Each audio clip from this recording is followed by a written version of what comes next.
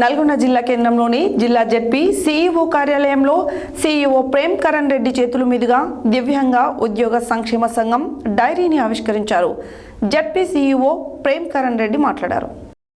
నల్గొండ జిల్లా కేంద్రంలోని జిల్లా జెడ్పీ సీఈఓ కార్యాలయంలో సీఈఓ ప్రేమ్ కరణ్ రెడ్డి చేతుల మీదుగా దివ్యాంగ ఉద్యోగ సంక్షేమ సంఘం డైరీని ఆవిష్కరించారు. జెడ్పీ సీఈఓ ప్రేమ్ కరణ్ రెడ్డి మాట్లాడుతూ దివ్యాంగ ఉద్యోగుల సంక్షేమ సంఘం డైరీని ఆవిష్కరించడం మంచి శుభ పరిణామమని, నా వంతుగా నా దృష్టికి తీసుకొచ్చిన దివ్యాంగ ఉద్యోగుల సమస్యల పరిష్కారంతో పాటు సంక్షేమం కోసం పాటుపడతానని హామీ ఇచ్చారు.